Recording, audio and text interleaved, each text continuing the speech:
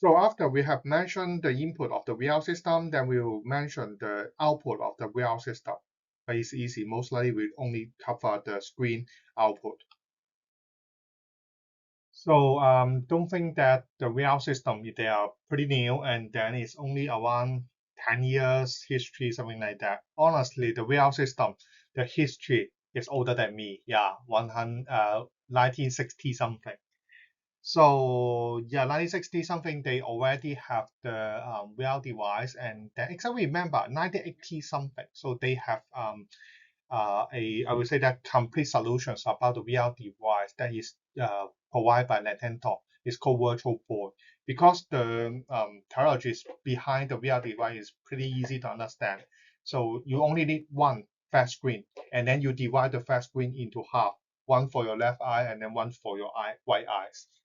And the best way, of course, is you also chase the head movement, okay, orientation. So later on, you have the head-mount display with tracing the head movement, head orientation, and also the position of your head. And then the reason why we use flat screen is enough. The reason is our eyes is not so strong that you think. So honestly, we cannot identify the distance, or we cannot identify the distance that is close or away from us when the object is 6 meters. And when the object is 6 meters away from us. So you can do a really simple exercise to test. So suppose that you hold your hand like this one, like a triangle, and then you look through the triangle using your left eye, right eyes, and both eyes. So you can find that when you're using the left eye, right eyes, and both eyes, look something that is far away from you, for example, 6 meters or 10 meters. So you only use one eye, one of them, I would say that visions. You will not use both of them extra vision. You only use one of them. So that is the reason when the object is far away from you, the VR can only display one angle or one screen, and then that is enough. It's easy to fix your eyes, or it's easy to I would say that set up the illusions for your eyes. And then VR is using this kind of settings for your visions. So yeah, the advantage of using this flat screen, of course, the first one is very cheap. So if you are using the Google Cardboard settings, and then if you look at the mobile phone, so yeah, it's only $2. So it's really cheap, and then it's easy to handle it.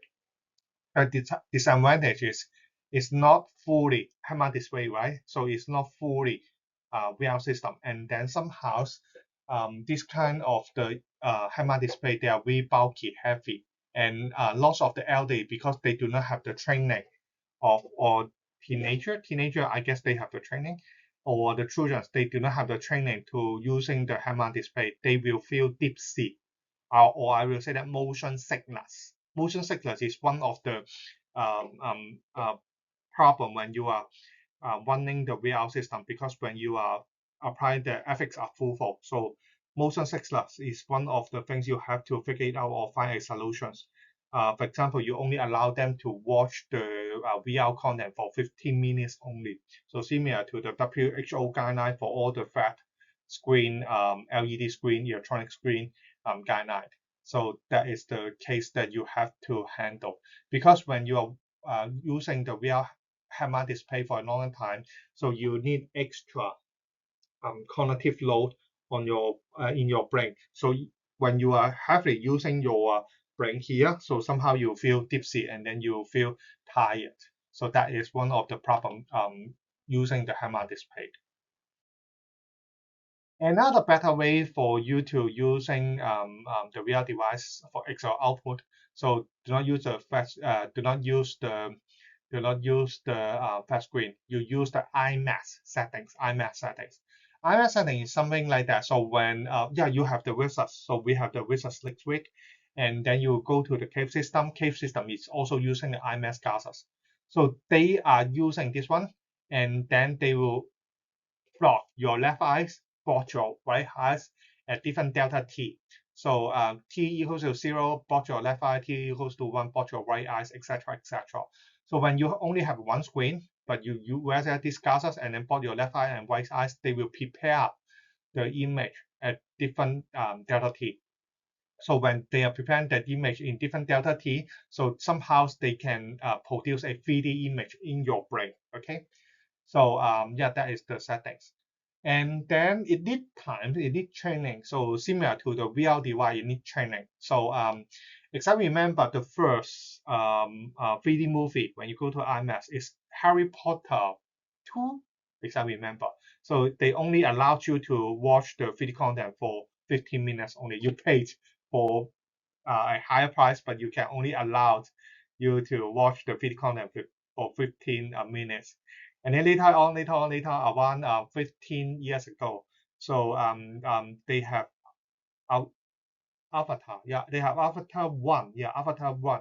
So it's a full 3D content movie for more than 3 hours. So human or audience need time to understand or need training for their cognitive to combine two images together in your brain. And then the situation is also the same. So nowadays, most of the teenager or I would say that even for the old man like me, 40 something, so they have the ability to combine the this kind of separate image into one in their brain. So that's the situation. And of course, so there are some curved, curved screen. So for the curved screen, so you can give the image of the left eye and right eyes um, um, according to the flat screen, according to curved screen.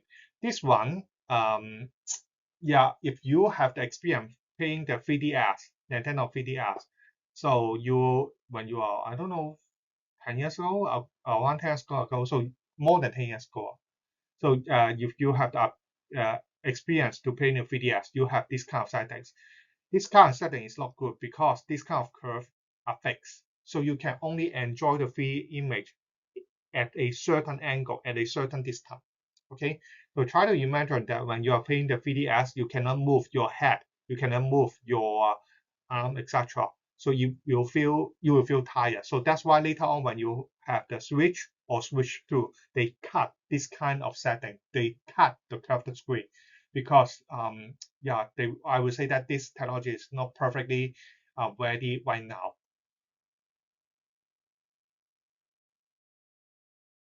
And then for the wizards that you are going to wizards in cave, so whatever is hi-fi system or LED cave, so they have 1, 2, 3, 4, or 5 or 6. Okay, so at least 4. Some of them they provide 5 or 6 cave system. So they divide the camera into multiple camera, and then they do the projection one by one, one by one, one by one. And then some of them they are IMAX solutions, and then they combine the image into one and then display to you. So that's why when you move into the cave system, so you can see a 3D image. Very expensive, but the effect is perfect. So expensive means that LED expensive, and also the rendering power, because you are now not rendering one screen at the same time. So if you are rendering the 3D image, so two, okay, for each plant. So you at least you need 2 image for your left eye and then for your right eye. So it takes yeah, lots of the computation power for you to render this kind of effect. Expensive, but the effect is good. So we have different example about the VR and then AR, and yeah, let me turn it into a tutorial exercise and then yeah, online exercise. So you just answer 1 or 2 short MC questions, and then you can finish the online exercise. So yeah, some of you guys think that hey, the exercise is too heavy, so we cannot cut the number of exercise, but we can cut the amount of exercise. So yeah, we turn it to the MC question, so it makes you easier to do this kind of exercise. And of course, you are coming, yeah, in the coming weeks you have the midterm, so we try to offload you. And then we also have another, yeah, one is for elderly and other is for SEN, special education need. So we have another application, and then this one is shortlisted by QoS Reemergent in 2024, that means last year. So we cannot win the award, but we still can shortlist inside the immersive experimental learning. So this one is also good. So after we have mentioned about VR, and then we will mention about the AR. So AR is called augmented reality. So as I have mentioned, VR is put yourself into the virtual environment. And for the AR is put the virtual object into the physical environment. So the major of the AR is still the physical environment, but we just put a label on the or some virtual object on the physical environment, and that is the augmented reality. So so that is another graphic that can help you to fully understand what is the difference between VR and AR. So here is VR. So all the environment is virtual. So you are using the head-mount display under a VR environment. And then AR. So most likely you are using the smartphone, iPhone, or somehow today you have lots of the AI, AR glasses we mentioned in our last slide.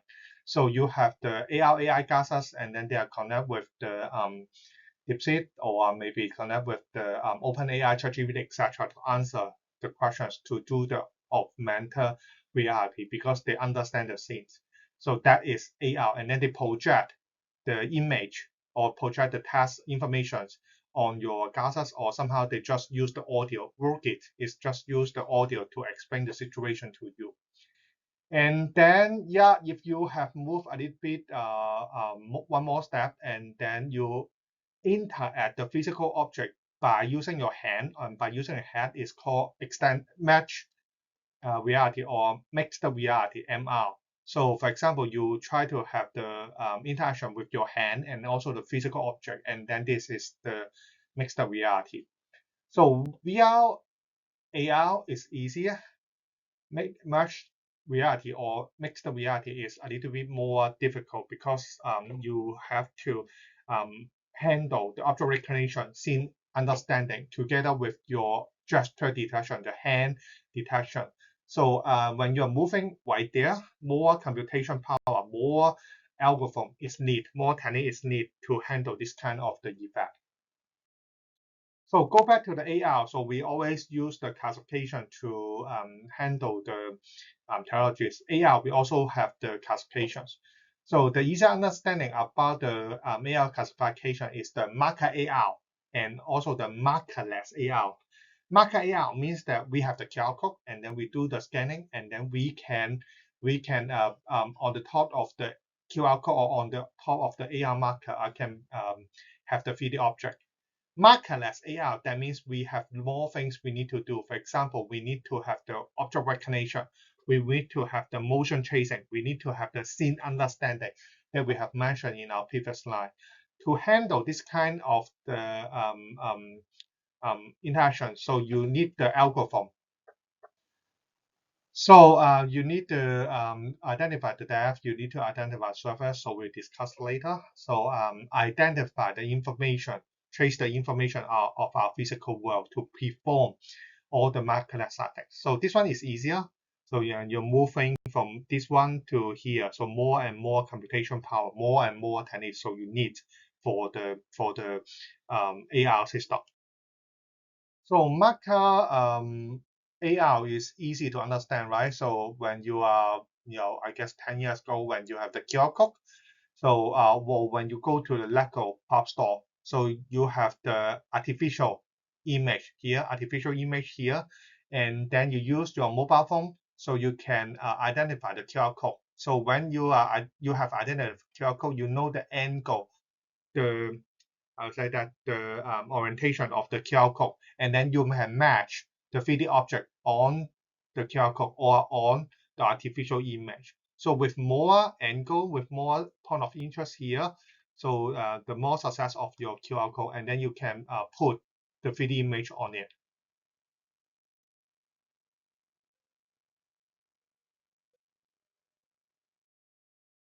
So the technology behind is easy. So you have the QR code, and then you have the position detection pattern 1, 2, 3. you have three this rectangle AR marker.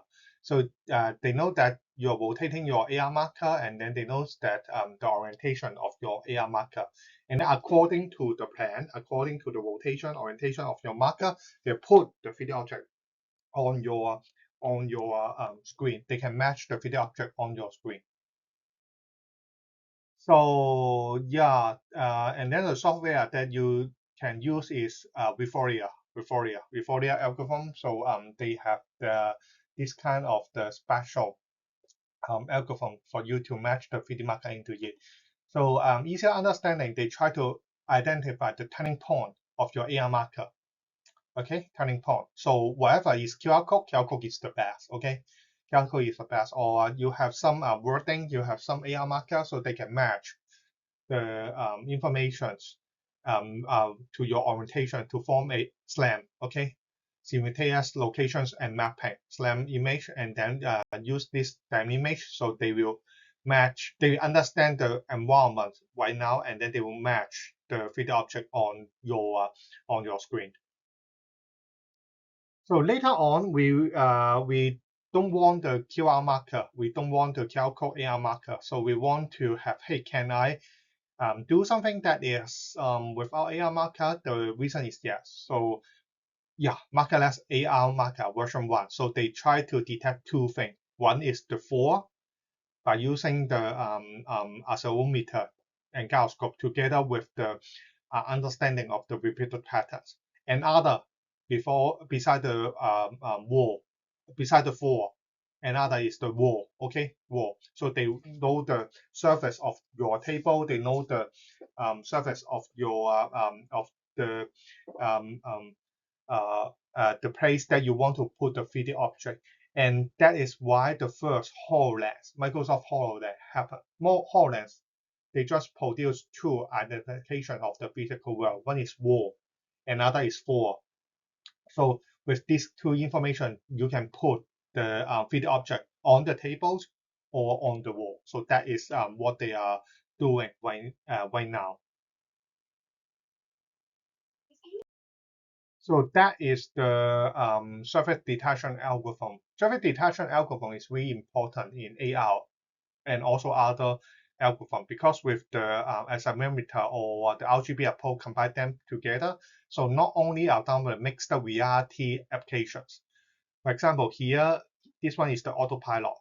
You know the floor, you know the road. So somehow you also know on the road what is the reasonable object that you can find on the screen. So scene understanding, the core of the scene understanding is first identify the road, and then you can identify, for example, the car, other building, etc., etc.